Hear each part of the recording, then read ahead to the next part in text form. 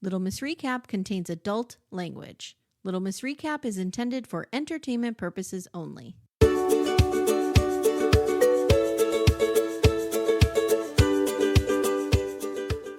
Hi everyone, welcome to Little Miss Recap. My name's Amy. Hi, I'm Amanda. Good morning, Amanda. Good morning, Amy. How are you? I'm okay. It's a Sunday morning here. It is. It's a Sunday morning here too. Is it? Yes. The space-time continuum has held. It's held for both of us. Okay. It's amazing. Did you watch, can we just have some chit chat here? Of Did you course. watch Betrayal? We got through the first 2 episodes last night. This guy. Wow. This guy. This guy's a real problem. We're talking about Betrayal on Hulu. It's like season 3, I think. I have some complicated feelings around all of it. Okay. Spoiler alert, guys. Do not listen if you don't want to be spoiled. And I can say this because you're past the part. Yeah. Like when the mother's like, oh, well, there were signs. Oh, I did get, this complaint and that complaint. Yeah. That bothers me. I know. Mhm. I know. But I kind of start to think like, I try to put myself there. In retrospect, you can see things that at the time can feel like tiny little things that when not in relation to anything else, you can just kind of brush away. She was living in Delulu land. Oh, she was living in Delulu land. And my boyfriend, Anthony Edwards, as soon as you told me Anthony Edwards made an appearance, I'm like, oh, I at least know what the topic is. Yeah, he's Because great. he's an advocate. Mm-hmm. Yeah, I never didn't like him. Like I just didn't have an opinion either way. I mean, he was Goose. You know what I mean? That was it. Yeah, and Mark Green, thank you. Well, very I much. didn't watch ER. I watched a little bit of it. I watched it when Clooney was on. Yeah. Mm-hmm. So was he. Yeah, no, Anthony I know. Edwards. Okay. But he's Goose.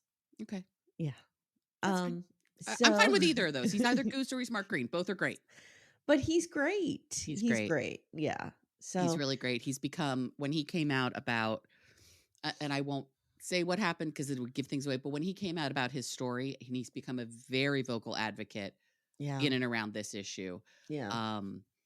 And was one of the first famous people to come out and share his experience. Do you know who he's married to now? Who?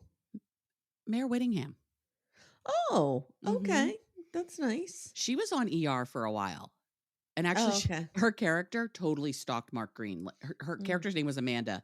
She was nuts. She was like not actually a doctor. She was a con artist. It was a whole thing. Okay. I don't feel bad spoiling something that was literally on 25 years ago. But, oh God. It was on like 25 years ago. Mm-hmm. Jesus Christ. But yeah, because I was watching it in college. Anyway, they had always been friends, and then during the pandemic, they like reconnected. Oh, that's nice. After marriages ended, and they got married. Well, everybody's favorite Gen X mom and dad, Kevin Bacon and Keira Sedgwick, have been married. I think their anniversary was yesterday, and it was like 35 years. Oh, good for them. Yeah, I love that. I love him. I'm real into him. Well, to me, he's the man who gave me a piggyback ride, so I can't really go there, but I understand that you do. Kevin Bacon gave you a piggyback ride? Did we talk about this? I think we've talked about this. I think we have. But that wasn't hot for you?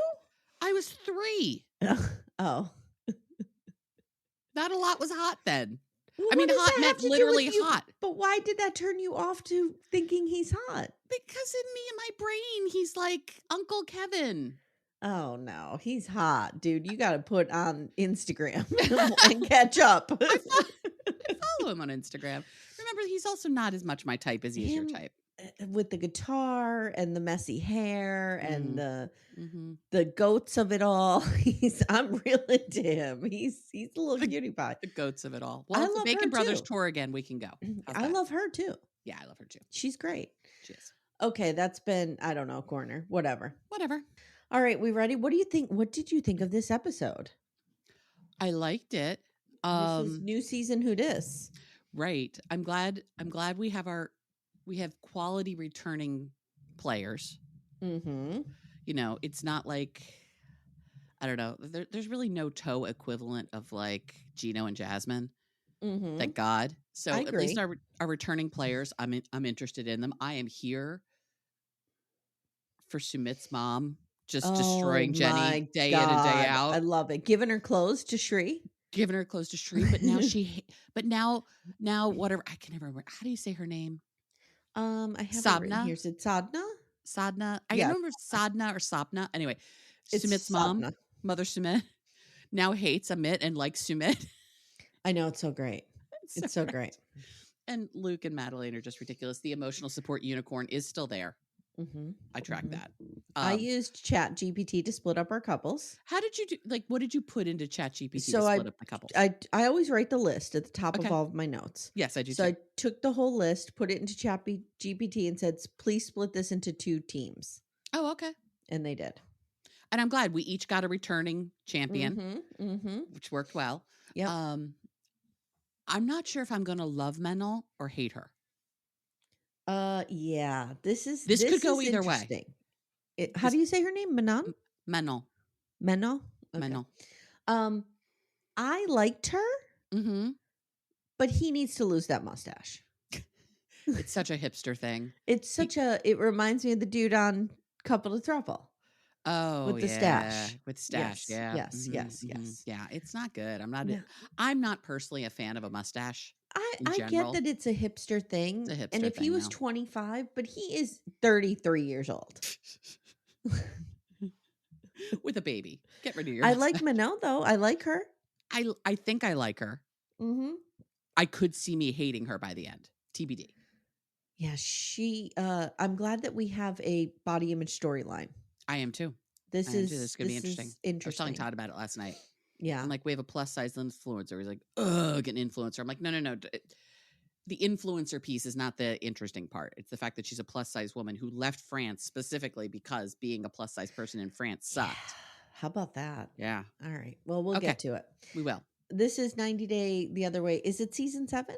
Season 7, episode 1. C'est La Vie. C'est La Vie. Okay. All right. We'll start with Chloe and Johny, then go with Anthony and Manon, then Jenny and Sumit, and then who do we end with? Luke and Madeleine. Madeleine. Sound good? Okay. Yes. All right. Chloe and Johny, let's go. Let's go. Okay. We have Chloe. I'm shocked her hair has not fallen out of her head, given that it has clearly been bleached within an inch of its life. Yeah. That's not a color found in nature. It's like when I was a teenager and somebody told me to dip a piece of my hair in bleach and that will turn it blonde, and it just dissolved the hair right away. Yeah, that sounds about right. I'm worried about her hair because it's a lot of bleach happening on that head. Yes. Wow. So Chloe is 23. She's from Boxford, Mass. Johny is 32. He's from Aruba. He is way too old to be playing pirate. I'm just going to say it. 32. The age difference here is there's a lot here that I think is going to be a real problem. So we open with a friend driving over to Chloe saying she's making the biggest mistake in her life and I have to stop her.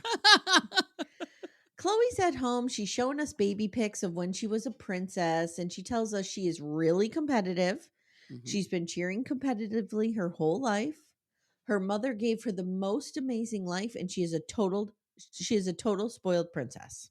Yeah, pretty much. Okay. So what could go wrong, Amanda? What could possibly go wrong moving to a country where she's not going to be able to get her $80 moisturizer? Yeah. She works with her mom in her shipping and logistics company. Oh, God, it just occurred to me. You know where this girl's going to do most of her shopping? Where? The duty-free section of the airport. Oh, you're right. You're right. So she's like, yeah, I want to take over the company, but I fell in love with a man on a pirate ship in Aruba. As you do. As you do. Would I have? Yes. Yes. Yes. Yes. 100%. I almost ran away with one-man band in Atlantic City when I was 16. Just some gentleman on the boardwalk who called himself one-man band, and he played several instruments at once and had the soul of a poet. Oh, and then later I met him again at Penn State when he was my astronomy professor. Okay, that's really fucking weird. That's a real small world situation. And I never put 2 and 2 together until during astronomy class one day, he started talking about how he did this gig on the Atlantic City boardwalk when he was younger. Right. Where he would play several instruments at once. And I was like, oh my God. Yes. Wow. But at 16, I would have ran away with that 30-year-old gentleman playing all those instruments. Would you have when he was your astronomy professor as well? No. Wasn't into it then. Okay. No. Sure. So Johny is 32. He's from Aruba, and he's an entertainer on a pirate boat, a pirate party boat. Mm-hmm. I wrote, okay, this man is, wow, he's hot. He's hot. He's hot. He's not my type, but He's my type. I can very much appreciate that there is an attractiveness to this human being. He's my type. He's a pirate. I'm into this. So she was on a girls' trip. She saw him shirtless and was like, wow, I'm in. Rightfully. Yeah. She says he was cocky at first, and then later they saw him at a bar and he was really nice and sweet. And she said he looked into my soul. As you do.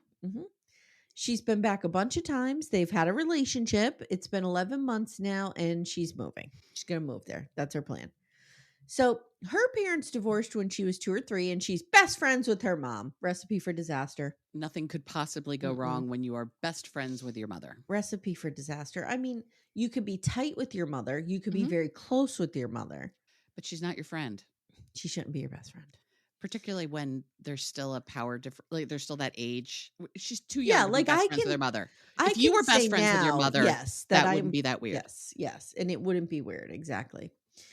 So she says she gets everything she ever wanted, and now she'll be in the middle of nowhere. And how's she going to get her eye cream?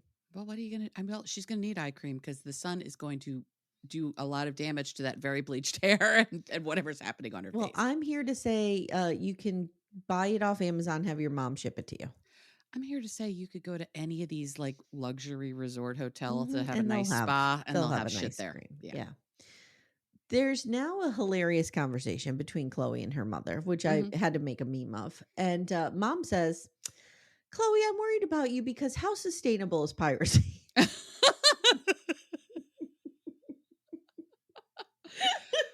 we talk about the business plan of piracy? And she goes, Mom, I'm not going to be a pirate. And mom goes, well, you never know. You won't have a ton of options. Does mom not understand he's not a real pirate? I'm not sure. She may think he's a real pirate. Does she think he's like pirating ships off the coast and like stealing from them and being a bad person? It's distinctly possible. Think he is like, I'm the captain now? Maybe. Maybe. That terrifying movie with Tom Hanks? Yes, maybe. What was that called? Oh, I remember. That was the one about the Somali. Yes. Tom Hanks, I'm the captain now. Because we have to know. It was called I'm the Captain Now? No, it was called Captain Phillips. Okay. 2013. Good movie, but scary. I bet. Yeah, that was a terrifying story. Yeah. And I always wanted to know, did they have eye patches? Like, what do modern day pirates really look like? Modern day pirates look, well, you're not watching Foundation. The mule on Foundation. He's a modern day pirate? He's a modern day pirate. Yeah, like they're real hot and they sneak up on you. Oh, okay. Got it. Cool. All right. So mom tells the camera, this is not what I did not want my baby girl to have a life of piracy. I tried to give her a company. Imagine if one of your girls came home and was like, Mom, I'm going to go become a pirate. I think mom thinks he's really a pirate. I think she does too. The only thing he's pirating is like the sash that a bachelorette is wearing. That's it. He's not pirating any real goods. There's no raping and pillaging. It's no. Not a problem. So Jennifer, Chloe's friend, is headed over there to stop her. And here's the problem with Jennifer, though. She loses all credibility because her husband, like, she did the same thing. Her husband grew up with this guy in Aruba. She met him. Right. She lived there. And then they came here on a K1 or whatever. She 90-day fiancé'd him up here. I think the friend would feel much better if she was 90-day fiancéing the pirate up here. Maybe. I think she's Bringing much more nervous about her. Here. Bring the pirate up here. Yeah, maybe. Bring the pirate to Boxwood. Where's he going to pirate? He's going to be out on the Cape. On Cape Cod, just freaking pirating. It's Boxford, not Boxwood. I need to see where this place is. He's going to pirate the ferry from Nantucket to Cape Cod. There you go. Okay, so Boxford is north of Salem. It's kind of right between. Oh, is it on the coast? No, no, it's not on the coast. It's on I-95. Okay, well, I think he's going to be out on the Cape pirating the shuttle between Provincetown and Boston. Just a pirate. He's a pirate who just takes gay men to P-Town constantly, back and forth all day long. And Amy and writers. I'll go. Okay, so Jennifer's husband, like I said, grew up with this guy, and she's like, he has a laundry list of behind him. He is a problem. Mm-hmm. He's up to his neck in. So she tells the camera, Aruba is where you go to have fun, not where you move to be with a bang pirate. But I'm like, girl, you did the same thing. But she didn't move there. I think she that's the problem. She said she stayed there. I don't know if she lived there for a little bit and then they came here. Maybe. But like the point is, she got a fuck boy from Aruba and brought him home to tame him. Or maybe it was the experience of living there that she now is looking at her friend going, no. Maybe if she, you know what, you're right. If she says something like, look, when I lived there, it was a shit show. This is what happened. I could not get my $80 eye cream. Right. It was hard. Exactly. I couldn't get a real Diet Coke. No. Diet Dr. Pepper, nowhere to be found. So Chloe says, Jen is like my friendship mom who will tell me what is up. No, she's just a friend. What are you talking about? Well, I think when you're 23 and if you have a friend who's over 30, they're a mom. I guess. She's like, I don't always want to hear it. Yeah. Chloe strikes me as somebody who doesn't always want to hear. I don't think Chloe wants to hear anything that is advice against her ideas. Mm-hmm. Jen says, look, Jen does say, look, I've lived there. Uh-huh. And she says, there are thousands of girls who come to Aruba to party and bang the locals, including the pirates. I went to Aruba with zero intention of banging a local. I would just like it to be known. Okay. I'm so worried you're leaving your life for him and he can't even be faithful. Cue the music, the backstory of the cheating. Here we go. It's always like, do no. Right. Now we have the sad music and now we know what's happening. So Chloe says, after a few months, I thought we were exclusive, but Johny was on a boys' trip to Florida. In reality, he was taking another girl to Florida for her birthday. I questioned him and he said he was in an open relationship with her. This was 6 months ago. Pro tip, folks. Never assume exclusivity. Full stop. True. If you want to be exclusive with somebody, it needs to be a conversation. Okay, or feelings can get hurt. But also, if he was so open, yes, he should have been open with. Why wouldn't he tell? Why did he tell her it was a boys' trip? Right. I don't have good feelings about Johny. I don't feel like he's a stand-up guy. I mean, he's a pirate, first of all. She explains how she's afraid Johny is too steeped in that culture to be faithful, and Chloe's like, well, I'm going anyway, YOLO. And you know what? She's 23. Go. I think she'll be there for a couple weeks and realize this is a disaster, and she will hightail it home to Boxwood, Massachusetts, go right back to the logistics business and her $80 eye cream. I think this will just be like a blip on her life radar. All right, let's move on. Okay. Anthony and Manon. So let's talk about these lovely kids. Anthony is from Los Angeles. Manon is from Marseille, France. This is an interesting story because this isn't the normal. No, they're married already. They're married and they're living in the U.S. and they're going back to where she's from. Yeah, it's interesting that they're married. Like, shouldn't this be a happily ever after them? But they were never on the original franchise. Yeah, you can't move. It's weird. There's a pipeline to HEA and you've got to get in on an entry show. And this is an entry show. Yeah. You don't get in on HEA is not where you enter the story. Okay. She has, by the way, 161,000 Instagram followers. Well, I'm now one of them because when you told me who she was, I went and looked and followed her. So Same. They are currently living in Los Angeles and she is a plus size influencer and I love it. And we open up with her with a bunch of her girlfriends and they're doing a photo shoot and it's a whole bunch of plus size curvy bodies and I could not love it more. Love it. Love it. She says she wound up in Los Angeles when a brand brought her there for some trip of some, what influencers do. She fell in love, never left. And she says finding a group of friends also in the industry has made her feel really great, but something was missing until she met Anthony, or as she calls him, Anthony. Porn stash. They have a baby named Benjamin, real cute little toddler running around. And they've been married for 3 years and they both say that they are each other's yin and yang. She's super extroverted and out there. He's real introverted and quiet. She is the provider. He's the stay-at-home dad. Mm-hmm. I love that. I do too. They realize daycare way too expensive, and she made more money, so she's the one who's working. And I think she is a real hard worker. I do too. I think one thing that's going to be real hard when they get to France is she's not going to be working as much, and I think that's going to be very hard for her. Yeah, good point. She has her own social media agency. She is an influencer. When she met Anthony, she also had a corporate job on top of all this. So she is work. And Anthony's just like, she works a lot. So we see her with her friends, and she announces to her friends that a few weeks ago she felt overwhelmed and overworked, and she and Anthony feel like they're losing themselves in this culture, and they've decided they are selling their house and they are moving back to France. And as she tells her friends, she's crying and saying she's doing this for her family. Okay, let's talk about this. Okay. Because I'm like, I spent a large part of the story saying, why are they moving back to France? Yeah, why don't they move someplace else in the EU? Then I'm wondering, I think if they're going to go abroad, they're going to go where her family is. But I was wondering, like, why don't they move to, like, I don't know, Vegas, like somewhere cheaper than California, right? Where she doesn't have to work as hard. Right. But then I'm like, what they're not saying is healthcare, I think. Yeah. I think that's what they're not saying. Because if she wants to be an influencer and self-employed, and I'm here to tell you, you need to buy your own benefits, and it can be super fucking expensive. Yes, it can. Yeah. So I wonder if that's what it's about. It could be that too. I don't know. Because I'm like, girl, if you hate the culture there so much, why are you going back? Yeah, there are cheaper places to live that are progressive than California. Yeah, for sure.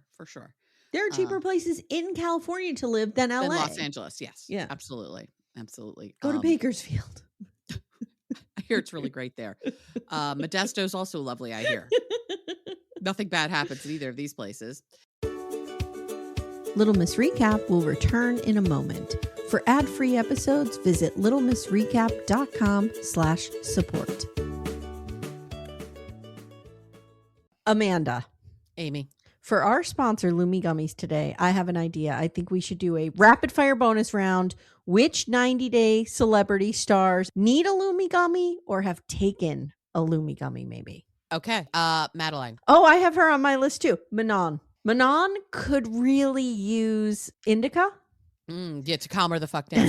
Calm down a little bit. I think Jenny could use a sativa to maybe up the energy a little bit, because there's none there. Funny you mentioned Jenny. I have Sumit's aunt can use one to definitely chill out a little bit. She definitely could use one. This is a wild card. Florian could use one.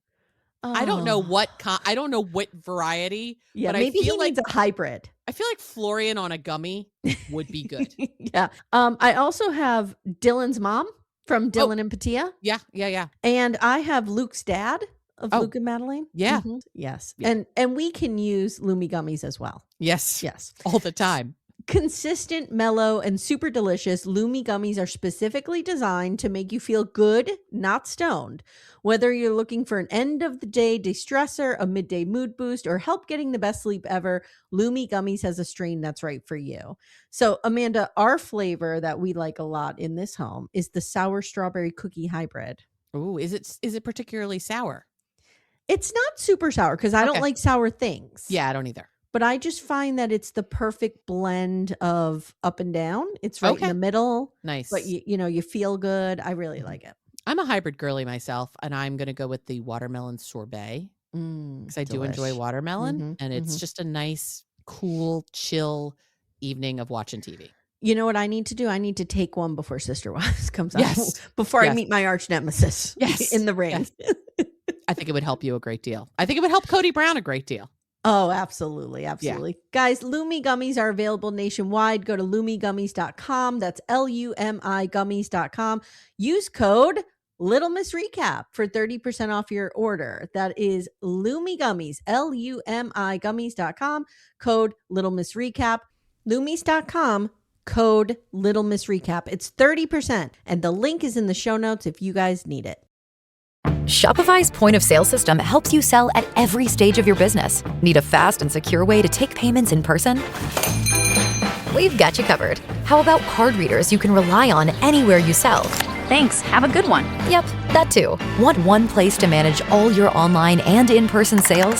That's kind of our thing. Wherever you sell, businesses that grow with Shopify. Sign up for your $1 a month trial at shopify.com/listen. Shopify.com/listen. So her husband will start working when they get there so she can be the stay-at-home mom. I think that's also part of it. She's feeling very detached from her child. Yeah. And her friends get hard. it for the quality of life. And they all joke that she's the most American person they know. So this is crazy that she wants to go back to France. So her friends are nervous that she won't be accepted in France since being a larger woman and being curvy or plus size or fat or whatever word you want to use for it is not really accepted in France. Interesting. And she says they're going to move back into her family's home. And she's kind of scared of how she will be received there. And we learn her family gives her a ton of shit about her weight. And as she explained this story, I was like, I feel this. This is my experience too. My family being terrible about it, society being terrible about it. Could you ever move back into that environment? I can't imagine it. And here's the thing. They're raising a son. You don't want a little boy to grow up hearing people being critical of women's weight. Right. And your mom. You don't want A, the trauma of that, but B, that ideology to bake in. Yeah. Yeah, I know. It's interesting. Yeah. They made her feel like she's never been enough. And that's why today's photo shoot was really important to her because it will be her last. And she said she felt like a freak in France and she's loved connecting with other fat people in the US. And this was just so moving to hear her talk about I agree this. with you. It was amazing. I was so thrilled to have it. I'm so thrilled to have this story. And she said growing up in France made her feel less than. She was bullied. She was spit on. And she has a lot of resentment about the things her family has said and done. And she knows it'll be a big challenge. Isn't this interesting that, you and I talk a lot about growing up fat in America and how bad it is. And here's somebody saying like, oh no, I'm accepted and loved in America. Now, I mean, this isn't the 90s. Yeah, she didn't grow up in the 80s in the US. Right. But still, it's very interesting that, we think of culturally, we don't think America is that progressive on these issues, but better than other places, apparently. You know what it is though in France? They don't have a lot of processed foods, and they all smoke like chimneys, and they all walk, and they have public transportation, and they get to and be they outside. Have not free healthcare, but very low cost healthcare. So everybody does their preventative stuff, and Yep. It's amazing what happens when healthcare is not a barrier. There's no barrier to healthcare. And the smoking, Amanda. You're romanticizing. The way you're saying this is making it sound like a good thing, and it's not. It's not. Well, how old am I? I only have 30 more years, and I could start again. We'll see what happens. So we see her kid. He's adorable. He's running around their house. Their house is super cute. Anthony has been a stay-at-home dad, and Manon says he is a great husband and an even better father. Yeah, I liked him. I liked him if too. he loses the stash, I'm into it. Okay. They met 4 years ago. She initially swiped left on him because he had terrible photos. But then she shook her phone and he popped back up. And so she saw other photos and realized he was kind of cute. Okay. Their first date was in Malibu. She loves the mustache, so he's not getting rid of it, girl. Okay. She's into it. After their first date, he wanted to marry her. And he wrote her a real letter, pen and paper. And they moved in together after a month. 6 months he proposed. 7 months later, they got married. Then the house, then the baby. So this has gone real quick. Okay. And Manon went back to work 8 weeks after she had the baby. And she works like a crazy person. And she had her, like we said, her personal business, her corporate job, and her influencing. Yeah, I'm thinking that the corporate job is for the benefits. And she'd be able to give that up if she had access to healthcare. Exactly. And she says she doesn't have a bond with her baby, the bond with her baby that she wants because she works so much. And she says he deserves a much more present mom than he has. And good for her for realizing like, this is not how I want to raise my kid. I felt the same way. And if I can change it, I'm going to do it. I had my girls and I put them in daycare and I went right back to work and they were only like maybe 8 or 10 weeks old. And I just, after 2 or 3 weeks, I was like, this is not what I want for me. Right. A lot of people choose this and it's fine. I'm not judging anybody, but it wasn't what I wanted for me. It wasn't the right choice for you. So Anthony says Anthony felt resentment because everything with Ben fell to him. Mm-hmm. But they've decided they're going to go to France to try to get some balance and focus on their family. And she says the American dream is killing her and it's time for her to go. The American dream's killing all of us, girl. Yeah. There is no American dream anymore. No. And she's looking forward to it, but it won't be easy. And she's going back to a place she wanted to escape. And she's worried it might be too much change for her. So now we see them trying to sell their car. They're getting their house is on the market. Okay, I could have told you you're not getting $23,000 for that Jeep. Same. I was like, when you said how much you still owed on it, I'm like, you are going to pay to get rid of this car. Yes, you're upside down. You're actually going to be better off seeing if you can find a friend who would like to buy the lease out from you or something, because this is not a good idea. They're upside down on it. She thought they'd make money from it. We knew she wouldn't. They've got 2 weeks to get everything together because they sold the house and they have to be out in 2 weeks. I'm like, damn, that's a quick closing. And they only made $80,000 on their house. Mm-hmm. I don't think they owned it that long. Yeah. And she's really afraid of being broke. She has really high standards in her life. And he says they're not going there broke. They're going there with like $80,000. And to her, that feels like nothing. And to him, that feels like a lot. Mm-hmm. And he's like, we will be working. And he says it'll be a temporary challenge. And he's like, she says, you're Delulu. In her little French accent. And I would like to hear people say people are Delulu in French accents more often because I enjoyed that. Yeah. And he says, stop focusing on being broke. She's like, look, I grew up with my parents struggling and I came to the US. I was homeless at one point. Like I really struggled. And she's like, it's not that I'm materialistic. It's that I just don't want to go 10 steps backwards. I want to have enough money to enjoy life and not struggle all the time. I get that. Anthony says that other things can bring them happiness. Why is there this constant push for more? Isn't being happy in your life more important? So these two have some real different values that could really become a problem. What he has to understand, and I live this life, is that money for her is security. Mm-hmm. So that's the relationship she has around it. Yes. And it's not a vanity thing or it's just, and I'm not saying she doesn't like nice things and stuff. She's walking around with like a Louis Vuitton bag. Like she likes nice things, but I think it's much more about feeling safe than it is about having Timmy's the same way. Louis Like Vuitton bag. that he needs to know, I have $1,000 in our savings account. Like that is safety to me. Yep. Whereas I'm like, no, like just making sure nobody's robbing our house is safety to me. So like, I get it. I do too. But they have some different values, and this could be a challenge for the two of them. It could be. Although being married to somebody who is good with money and saves money is not a challenge. It's actually a good thing. Oh, yes. I'm just, I could just see, plus the stress of moving back to France, plus the stress of living with her family. Well, and I think she's the realist here because $80,000 moving are they moving to Paris? We don't know. No, they're moving to Marseille. That's where she's from. I think isn't that close? Isn't that one of the major cities though? Yes, it's a major city. $80,000 is not going to go far is my point. No, it's not going to go far. Now they're going to be living with her family, so they don't have to worry about rent for a while, but still. Yeah. So she says that this is why they're growing apart. Their definitions of happiness are very different. Yeah. And as long as Anthony has food and a house, he's fine. And she's like, I need to feel extra comfortable. Her wanting more has caused mental health issues for her, and they are on the brink of divorce. And she sobs and says that they should just divorce and he can find someone who thinks like him. I think she just throws the word divorce around a lot, which is not great. Yeah. And she says, I'm so sorry about being driven. It's like, it's not that you can be driven and still focus on your family. Both of these things can exist. Another thing we have to realize is when I saw her saying that, like, well, let's just get divorced.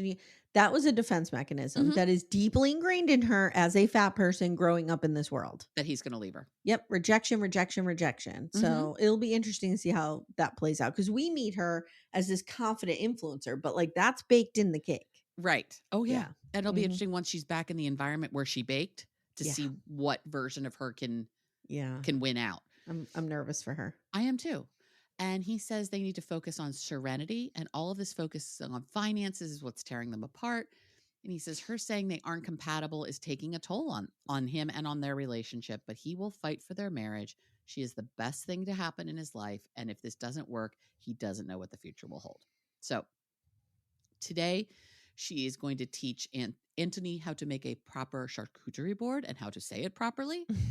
It's not charcuterie. not like Olajuwon said. Definitely not Carcucci. Okay. 100% not Carcucci. And they're telling Anthony's family today about the move, and she's nervous. And I'm like, well, you should be, because you're moving in 2 weeks and you've not mentioned this at all to his family. And you should be, because you told his sister you want a divorce. Right. And you know that's going to come out. Oh, yeah. In mere moments it will. So we meet Sarah and Jacob, Anthony's sister and brother-in-law. Dana is his mom. Nick is his brother. Randy is his dad. And she says, while my family over-communicates, Anthony's family under-communicates. A lot. They don't talk about anything. And Anthony announces it, and Randy goes, shut the front door. His dad. The family has a ton of questions. They're moving in 2 weeks. His mom says, well, there's still time to change your mind. And they're like, we won't have a house. We sold our house. Okay, I call fraud on this, because there's no way their house was up for sale and sold and nobody told these parents. Right. Nobody was oh, your daughter's house is on the market, or your son's house is on the market. It seems a little off.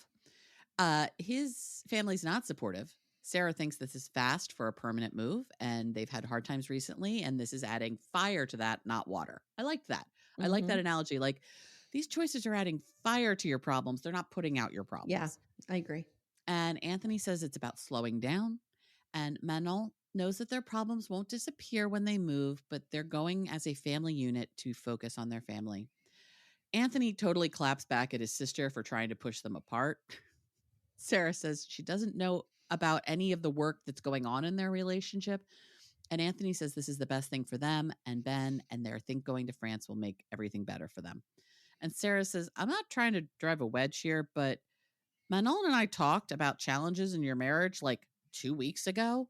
And she said sometimes being with Anthony makes her feel like she wants to die inside. Then she slipped into like a Mina situation where she was just like cursing this girl out in French. Like, yes, yes. Yes. If we can hear Manon speak angrily in French, like we used to hear Mina speak angrily in French, I'm here for it. It's never good if you say your partner makes you feel like you're dying inside. Yeah, that was. That's a lot. Now, does she have a flair for the dramatic? I think she does. It seems that way. Uh-huh. So we'll see how this pans out. I see why Sarah has some concerns. Right. And Sarah says Manon wanted a divorce. She's like, I didn't say I wanted a divorce. She goes, yeah, you did, girl. Like, you said the words. I'm like, you also just said it in the car 10 minutes ago. Then she's regretting all this now, and Sarah is quite aggressive, and Manon kicks her out of the house. And that's where we leave these kids. There we go. Okay, there what could go wrong? What could possibly go wrong here? Okay, Johny and Sumit. Oh, thank God. I can't believe I still care about these people, but I do. We get this like Barry White music, like, oh yeah, all right. And we see Sumit getting all dolled up. I'm like, no. Sumit is not a sex symbol. We're not doing this, Matt Sharp. No, he looks good though. For Sumit, he looks good. For Sumit, he's not a bad looking guy. He's fine.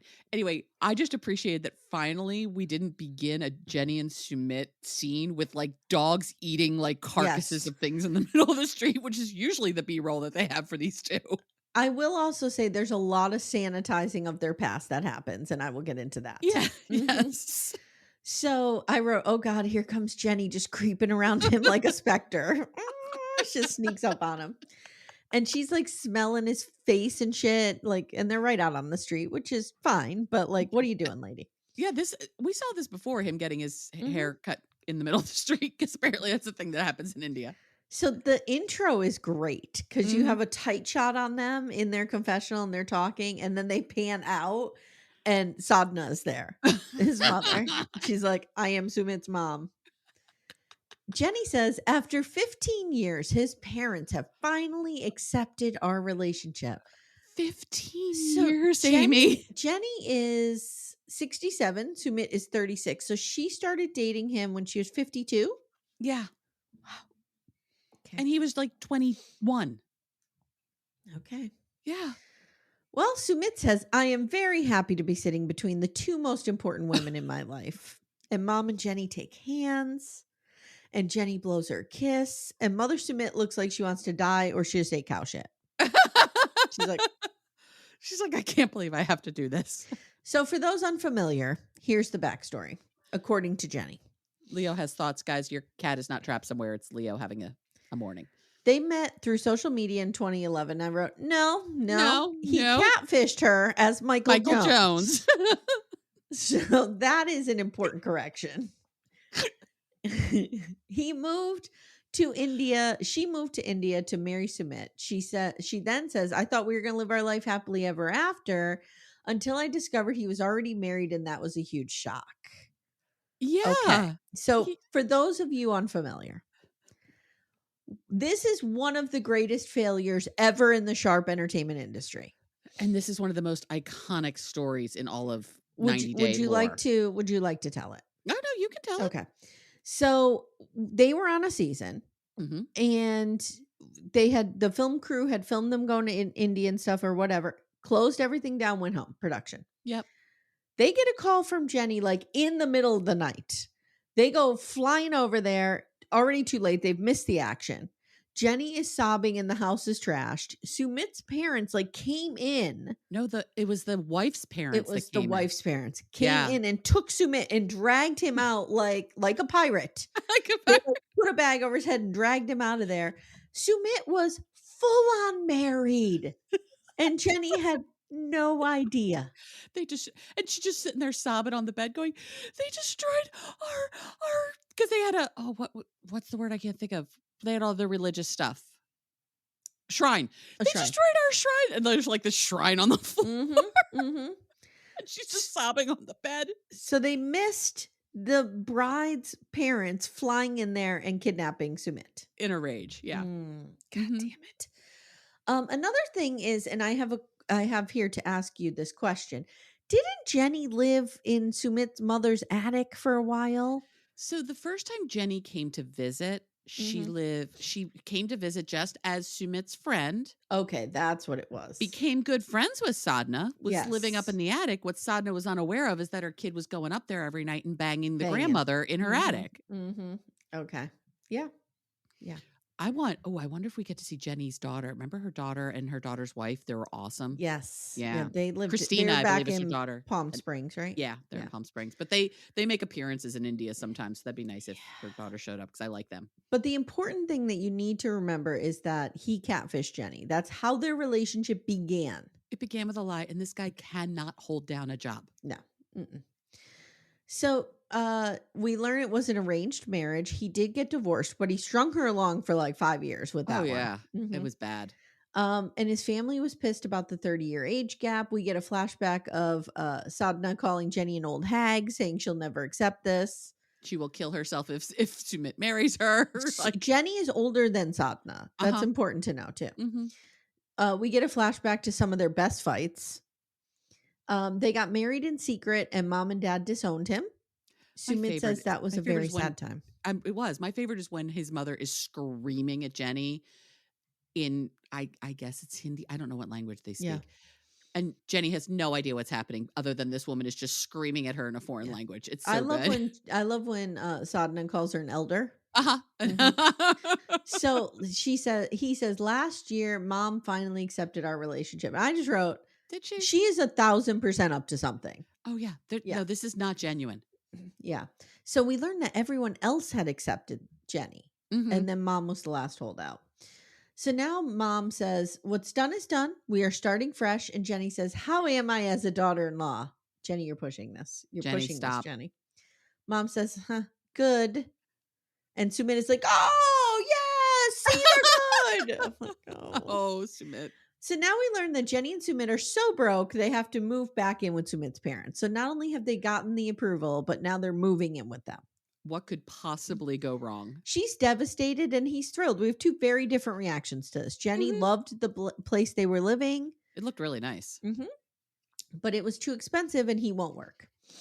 So he can't hold a job for more than like 2 months. He says joint families are normal in India and everybody contributes and everybody knows their role. But she says, your mother has a lot of rules. And we get a flashback of mom reading Jenny's kitchen for filth and calling her a slob. Berating her for the cleanliness of her kitchen and trying to teach her how to clean. This woman who's older than her. Yeah. Later, they're meeting Sumit's brother. Is it Amit? And Shri, his sister-in-law. Jenny gets along with Shri. She likes her. Yeah. Jenny tells the camera, Amit and Shri have been living with the parents for over a year now. And suddenly there's some tension. So here's the thing. Mom loved Shri. Yes. And now Mom and Shri are on the outs. So Jenny's on the ends. Jenny's on the end. Yeah. Shri tells the camera, Mom will give Jenny some time to meet her expectations, but if she can't, it's going to go real bad. Not going to go good. They talk about expectations of the daughter-in-law. Shri says you have to wear certain things, you have to behave a certain way. Sumit, meanwhile, is telling Amit that his dream is coming true, and Amit's like, look, I'm not happy about this. Shri is going to end up doing everything for you and your fucking wife. Right. And I can't take it. Amit is like, why do I have to deal with my loser brother and his loser wife all the damn time? And he's like, well, Amit's not going to do any of the work. Shri is going to have to double up her chores. Yeah, but I think Amit gets Amit's stuck between done. the middle of this, all of this nonsense. He's like, Jenny gets up late. She doesn't cook. What is she going to bring to the house? Right. What is she bringing to the table? Again, Jenny, almost 70. Yes. Let the woman just live the way she wants. Right. Well, when you marry someone who's 30 years younger than you, there might be other expectations. Little Miss Recap will return in a moment. For ad-free episodes, visit littlemissrecap.com/support. Well, I have a theory. What's that? I think Sumit wants to move back in because he knows Jenny's getting older. And he's going to need help with her. He's going to want Shri and the mother to take care of her. Yeah, makes sense. Because he's not going to do it. No. He is the laziest bag of bones. No. So now we find out what happened with Mom and Shri. A few months ago, Mom told Shri, for the last 4.5 years, you've done nothing. And Shri said, okay, you want to see me do nothing? I'll do nothing. And that's how the fight started. Oh my God. Sumit's mother is a lunatic. Amit is like, now you and Jenny are the golden children, and let's see who stays the favorite when you move in. I'm like, Jesus Christ. Okay. Oh boy. So they're moving in. I wrote, these two are in very different spaces about this move. Mm-hmm. She's giving up her freedom. She asks him, is this going to be forever? And he's like, yeah. Well, it's going to be your forever, Jenny. Yeah. Maybe not Sumit's. Maybe not Sumit's, because I think he will be on this mortal coil much longer than you. Mm-hmm. Or not much longer, much past you. Yes. So Sumit suggests as they drive over that Jenny cook for the family tonight to endear herself to them. Right. I want her to make like a meatloaf. So they get there and they have this welcoming ceremony for them. Mm-hmm. They give them the bindies, like they are in. They treat them like they do when a new bride comes home. Yes, but there was no cow this time. Remember when they had the cow come bless the house? Mm-hmm. Sumit says, this is the way they welcome new brides. This is beyond my... He is so relieved and happy. Yeah. Jenny tells the camera, this is something I never expected. Now we see the movers there with their stuff, and Jenny wants to hire someone to put their stuff away. I'm like, oh, she's not the worker that Sadhna wants. Because if she can't even put away her own stuff without making a joke that she needs to hire somebody to come and do it. Yeah. Like, I get hiring movers. I get that. Oh, I will never move again without hiring movers. Mm-mm. Full stop. But I packed everything and then I unpacked everything. Because you want to put things away. I want to put things where I want them. Yeah. Don't unpack my shit. And then in a great scene, Sadhna starts going through the bags of clothes, which Jenny has many, and just starts giving Jenny's clothes to Shri. Yeah. Here, she doesn't need this. Take it. Jenny's going, why is your mom going through my stuff? Jenny always talks like this, like way up high. Like, why is your mom going through her stuff? It's weird. I don't know what that register is yet. She's got a weird affect to her voice. Jenny tells the camera, is this a cultural thing or a mom thing? And he's like, it's kind of my mom's thing. Mm-hmm. So mom now finds the rum. She loses her mind. Jenny and Sumit are trying to explain that Jenny gets migraines and she needs a couple shots of rum to take the edge off. And mom threatens to smash it. And they yell at each other and it's been an hour. And that's all I got. All right, let's round it out with Luke, and Madeleine, and Luke's father, who is Willie Nelson with the British accent. Australian, I think, but yeah. I always mix up British and Australian accents. Okay. I'm sorry. I think it's Australian. He looks a lot like Willie Nelson. He looks very much like Willie Nelson. So we've got Luke from California, Madeleine from Medellin, Colombia, and we are back. These two are some of my favorites. If you guys, again, for those of you unfamiliar, we met them before. On Luke, Love in Paradise, right?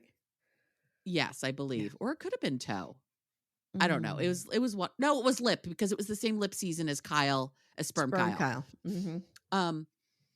How sad is that? Okay, anyway, so Luke is a loser, guys. Mm-hmm. Luke, however, has an air of affluence that he cannot back up remotely at all.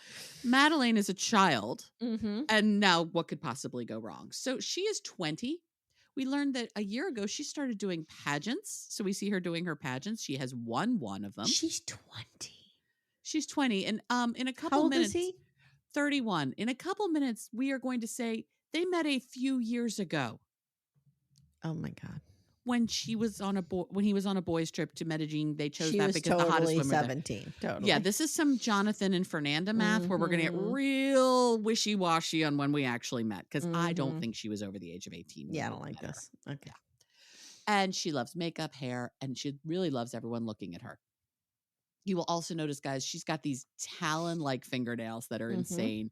And when she gets upset, she has a very large stuffed unicorn in the corner of her bedroom that she sits in and plays Rubik's Cube. Yes. And she can solve a Rubik's Cube. She can solve a Rubik's Cube. But she can't spell beauty.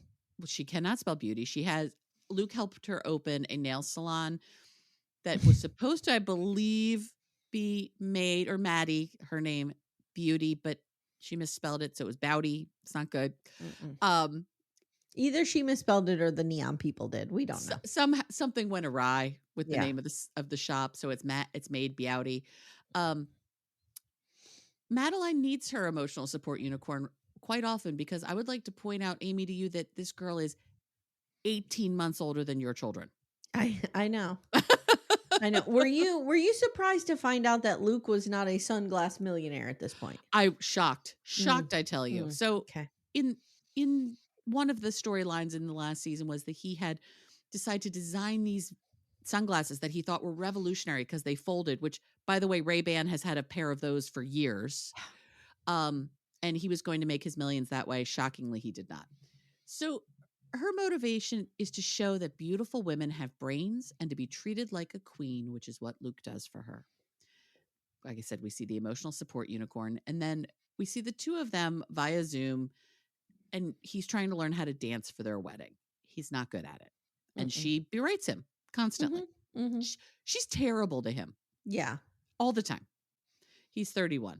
A few years ago, they met on this boys' trip. I'm like, let's not do that math too closely. And he met her on a dating app on day one. And he told her that he loved her and would marry her after a week. And after 3 months, he tattooed his name next to his dick. Or tattooed her name next to his dick. Yeah. Yeah. Which we saw in season 1. Yeah, we did. The fact that he said, yes, and I have her name tattooed next to my penis. I'm like, please don't say penis. Please, Luke, don't do that. He called her and told her he planned to move to Colombia, and 9 months later he proposed. She is a strong person who calls him on his shit, but per Luke, she can be a little controlling. Yeah, she can.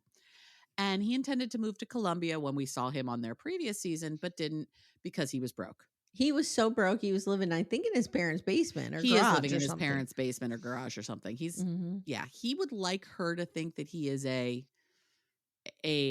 entrepreneur kind of guy, and he's really not. And he does have a good job. He has a skill. Like a mining engineer. Right, which Amy did not understand at first, to not be a Bitcoin mining engineer, but to be an actual mining engineer. But then we realized he had a company truck and it didn't match. Right, you wouldn't have a company truck to mine Bitcoin. But he did lose money in crypto. Shocker. Of course he did. Of course. If there is a bad investment to be made, Luke will make it. Yes. Full stop. So it's been a year and he doesn't have the money to move yet, but he's going to do it because she is sick of the long distance and she gave him an ultimatum. And he doesn't want to find out what would happen if he doesn't go down there. So he's doing it 3 weeks. They're getting married and he's staying. Yeah. So we now learned she wants to show up to the wedding in a helicopter. Now, remember, again, for those of you unfamiliar, in the last season, she talked about her wedding. It included at least 3 wedding dresses. This over-the-top, gorgeous, but very clearly expensive venue. Her mother and her aunt and her grandmother or something were planning this very expensive wedding, and no one really understood that Luke didn't have the money for this. Well, I mean, when you're a child, you want a wedding like that. Sure. Or if you're Justine from Lalu. Right. Yes, exactly. So we have the helicopter. He tries to remind her about the budget, and shockingly, his jewelry/sunglass line just didn't pan out. He's quitting his job. He's moving there. He'll have no money coming in, but she's got the beauty salon, so they'll be fine. He says he'll look into it and we'll try to make it happen. And she pouts and yells at him about not dancing properly. Mm-hmm. And he admits he has a hard time telling her no. And staying in the U.S. to save money would be the best idea, but she's not going to put up with that. So off he goes to Colombia. Now we see him go shoe shopping with his dad, Jim. His dad is the only sane person in this whole story. Yep. I like his dad. He has to get new wedding shoes because Madeleine did not approve of the previous pair. So he has to get new ones. She has forbid him from getting brown shoes because brown shoes are disgusting. I disagree. I thought they were really nice looking shoes. I like when the brown has like the not the straight color, like the saturated color where it looks like a little worn in, but like a saddle type. Yeah, I like that color a lot. And she thought the previous shoes were trashy, so we're getting new ones. His dad thinks that he needs to stand his ground a little bit more. And his dad is sane and Luke asks a lot of advice and just doesn't really take any of it. Luke loves his dad, totally respects and looks up to his dad, asks his dad what he should do all the time, and then basically does the exact opposite in return. Mm-hmm. Yeah, we all have a friend like this. Mm-hmm. And Luke says he's trying to do this wedding, and now we learned that they're building a hotel. Yes. So Luke bought a large piece of property about 2 hours outside of Medellin, and thinks he's going to develop a hotel on it. And his dad is like, "What the fuck are you doing, dude? Like, what are you doing?" And he's like, "All I care about is this wedding and the hotel." And his dad's like, "What about that sunglass business?" He's like, "Well, I didn't really have the money to market it." You were on a TV show, dude. Yeah. You had a it's platform. More marketing than I'll ever have for Little Miss Recap. Right. And we know how we've been able to make it work. Yeah. So come on, dude. Yeah. And we find out he's in a lot of debt, and he's like, you can't just keep jumping from idea to idea. And we learned that Luke not only has a degree in geology, which is how he became the mining engineer, not Bitcoin, actual mining. He also has an MBA. And he's like, "I'm not stupid." And his dad goes, "Yeah, but you do stupid things." Luke comes to him for advice, but never takes it. And he questions what he actually learned in business school and says Luke is very impulsive. And he asks if Madeleine's aware of the debt. Luke says she is. And his dad says she is the main concern, and that's why he is doing this, to be with the woman he loves. His dad is worried about him and his future, and Luke getting hurt will hurt him. And his dad's like starting to cry. He's real worried about his kid. And Luke says his dad crying adds weight, and he needs this marriage to work or he'll lose everything. What could possibly go wrong, Amy? What could possibly go wrong here? Look, these crazy kids will be great. Okay. I don't have a next time on. No, there was no next time on. Yeah. It was good though. It was a good episode. It's a good start. I'm excited about this. This is a good start. I'm here for Sadhna just being an agent of chaos. I'm here for Madeleine also being an agent of chaos. Yeah. Yeah. And I want to know what happens with Manon. And I'm real curious about the pirate. Yeah, I agree. So far, I'm here for all these people. I agree. Okay. So I'm trying to think of when this airs. This airs Tuesday. So tomorrow, guys, if you are on our $8 tier, you're going to get Platteville. We recorded it early. We raged a lot. We're getting up to the wedding, and it's Yep. Keep checking in with us on Patreon and Supercast for your link for our YouTube lives that we're doing, where we're reading Christine Brown's book. We're not reading it, but we're reacting to it and discussing. And then our Big Love rewatch continues on the $12 tier, and it's getting good over there. It's getting good. We haven't recorded one in a little bit, and I need to. I know we need to. Lil Wayne remains an agent of chaos. Oh, love him. Love Lil Wayne. All right, Amanda, thank you. Amy, thank you. Guys, next week, this show will be in this spot. And then in 2 weeks, it moves because Seeking Sister Wife is coming back. I'm so excited. So excited. Cannot wait. So excited. All right, guys. Thank you very much for listening. Thank you for always supporting the show. Amanda, thank you. Amy, thank you. And we'll see you guys next time. Take care, everyone. Bye. Bye. Thank you so much for listening to Little Miss Recap. If you'd like to support the show, the best way you can do that is to join our Twin Flame universe, which is our Patreon, Supercast, and Apple subscription feeds. The links for those are in the show notes. You get ad-free episodes and a ton of bonus content. You can also subscribe to the feed so you don't miss an episode, share the show with a friend, and leave a 5-star review. To contact the show, please email me directly at amy@littlemissrecap.com or join our Facebook group Backdoor Friends. Thank you so much for listening, and we'll see you next time.